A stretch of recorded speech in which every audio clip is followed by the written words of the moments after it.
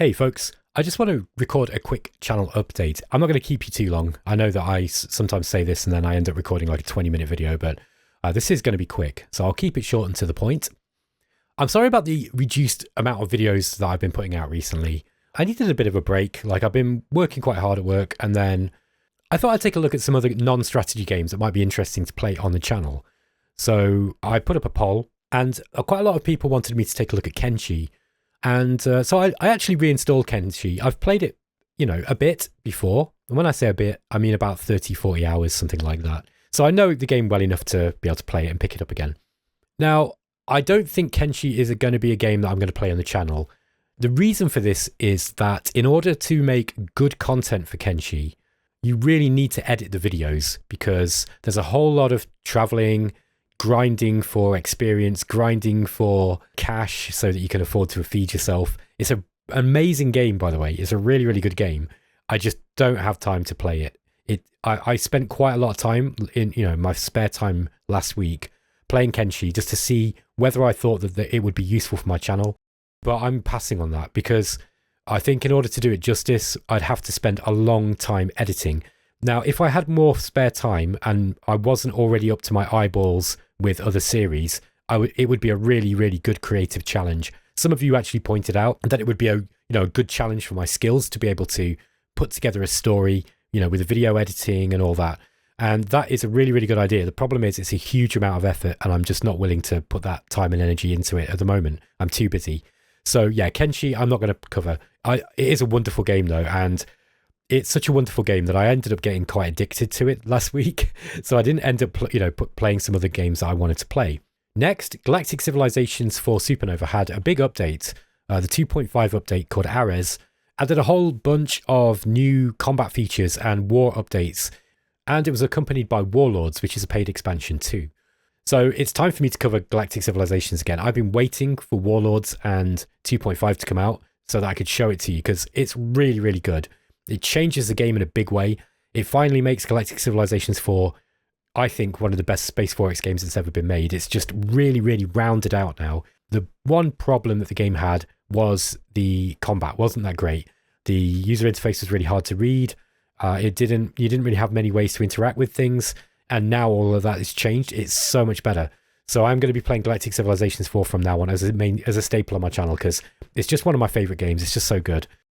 Shadow Empire is still going on. The series has got really, really difficult and I'm probably going to lose it, I'd say, looking at it. However, it's really, really interesting because it's throwing a lot of problems at me, particularly logistical stuff, and it's forcing me to kind of learn the game really, really inside out. Shadow Empire is going to be continuing. I might not be able to get an episode out every day, but it is going to be continuing as my main series. After that, it's going to be Dominion 6 because the Ermor series that I'm recording, that came next. Okay, so those two are going to get the priority, but I'm just going to play what I want to play when I've got the time to play it, basically. That's the way I'm going to go about it. But Shadow Empire and Dominion 6 will get they will get the main priority. After that, it's probably going to be Galactic Civilizations. Today, I'm going to be starting a new series on Kingdom, Dungeon and Hero. There's been a really, really big series of updates to the beta version that I've been testing. I've not had a chance to play it very much, and I really want to play it. So that's going to be a series where I'm just going to do an episode here and there every now and again, just, again, as and when I get the time. The other reason why I've been a little bit quiet over the last week is because I've been testing out a new game that I would like to cover on the channel that is looking to be a really good game. And I initially passed it over because I didn't think it was a very good game, and I've actually changed my mind. And that is Galactic Ruler Enlightenment, which is a new version of Galactic Ruler that's just come out. It's basically the same game, but it's just got some campaign stuff in there. I'm not actually playing the campaigns. I'm just playing the sandbox. But it's a really, really interesting Space 4X. It's kind of like a real-time version of Emperor of the Fading Suns, but without the political stuff in there, because it doesn't have a big political side of the game, but it's very much based around the economic, the logistical, and the warfare-based, side of things. It's actually a really interesting game. It's got basically, it's a classic Space 4X. It kind of plays a little bit like Stellaris, I guess, or the Distant Worlds maybe, but it's maybe closer to Distant Worlds, I guess. But it's slower paced, but it's got very detailed ground invasions because the game that it's based on, which is Supreme Commander, was a kind of classic war game, a real-time war game with a very strong economic simulation on the top. Galactic Ruler's got a bit of a stripped down economic simulation, but it is really, really good. I don't think it's going to be for everybody. And I think the reason is because I think BattleGoat, the studio that are making it, are still kind of using 40-year-old user interfaces and technology in the game. And it's difficult to play. I'm not going to lie. It's difficult to play because the control system's just so random. Is the best way to say it, I guess. Sometimes it's like left click, select, right click action. Sometimes it's not. Sometimes left click is selects and then left click unselects afterwards. It's just really, it's a mess. However, the game itself is really good. I mean, like, you guys know me. I will play games with all kinds of, difficult user interfaces and control systems, and I'll think nothing of it usually. Galactic Ruler pushes me, gotta be honest. But the game underneath is promising to be really, really good. So yeah, I'm trying to learn the game now in my spare time, just to see if it's something that's going to be a fit for the channel. And if it is, then that's going to be great. Let me know what you think anyway, guys. So going forwards, it's going to be Shadow Empire, Dominion 6. I'm going to be playing some Gal Civ as well. In the background here and there, I'm going to play Kingdom Dungeon and Hero because I really want to show that game off. It's really, really good. And it's coming on a long way as well. Now the AI updates have come in and stuff. It's playing really, really nicely. And then I'm just going to play whatever it is else that I feel like playing whenever I get the opportunity. Oh yeah, loads of people have been watching me play ADOM, which I'm really, really pleased with.